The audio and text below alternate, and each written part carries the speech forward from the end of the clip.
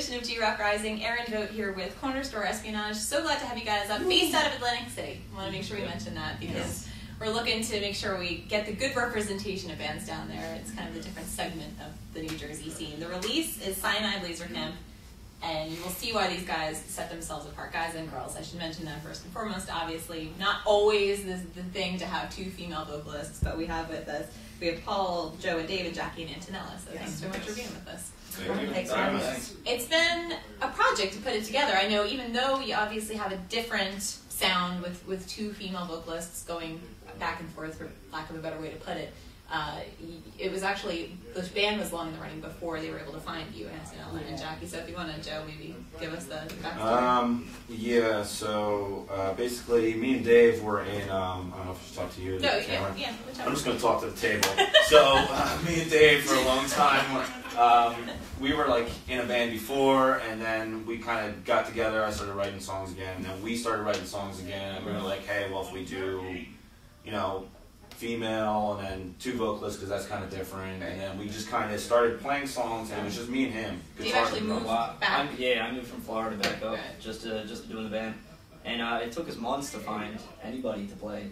Right, just that would mesh well with what well, you're nobody doing. wants to rock, I think. Yeah, it's a problem. They're scared of it. I mean, rocking's a hard thing to do. It's Keep it up with a lot the of schedule. work. Yeah, It could be rigorous. It's not natural for everybody. It's really demanding. It's better than PX90. So you kind of got to a certain point, you were able to find Antonella first, and then you actually do, as a band, have a karaoke connection, which I think is just great to mention. If you want to kind of mention where that came in, that's where Jackie came in. So we were looking for another female singer. We had auditioned a few that didn't work out, and then I had the brilliant idea of going into a karaoke bar up by where I actually work. And I found Jackie, and I happened to know Jackie through a mutual friend. And she was singing "I Touch Myself," which kind of like grabbed me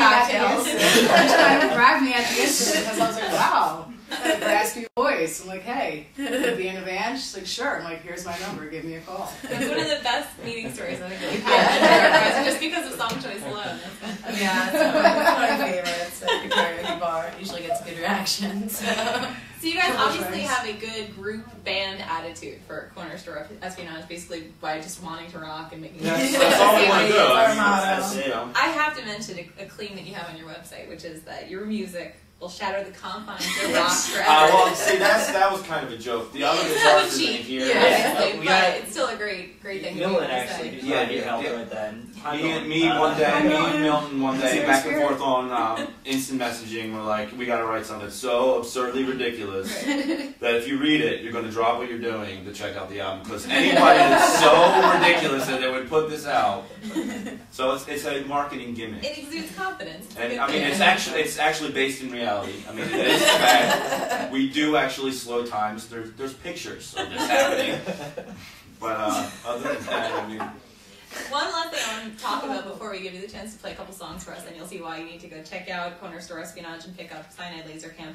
You guys have a pretty eclectic set of bands, it seems like, that you're drawing from as fans when creating, obviously, what's a really original brand of music. So I don't know, is it something that, was that discussions that happened when you first all got together as far as who your favorite bands were growing up, and did that even matter as far as or did the sounds come organically?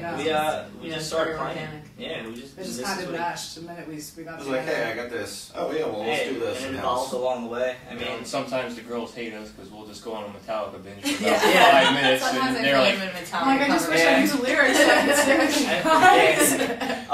But I mean, when me and Joe first started, when me and Joe first started, I mean, a lot of the songs we actually changed as soon as everybody else came in. It was like, oh, well, you know, this is what I hear. It was like, all right, well, let's hear it. And it was like, wow, that sounds a lot better than what we did. Everything kind of grows, and I think we'll have an album that'll be out, and it'll be like the songs are like this, and then, you know, 6 months down the line, the songs will be slightly different because we changed. You know, the solo is different, and the way we're doing a melody line here is different. Like, everything's constantly evolving. Right. Which is a great way to be, and it's a great way to not make sure that you guys don't get bored. Right. Being together and just keep moving forward that way. So the website everybody can go to for band information, gigs, the release itself, and everything would be CornerStoreEspionage.com. Right. Pretty easy. Then there's always the MySpace page, myspace.com/CornerStoreEspionage. So the release, once again, for now, obviously new music to come, which you could go to the website for, but the release is Cyanide Laser Camp, you'll want to pick that up. And the band is Corner Store Espionage, they're going to play a couple for us on G-Rock Rising.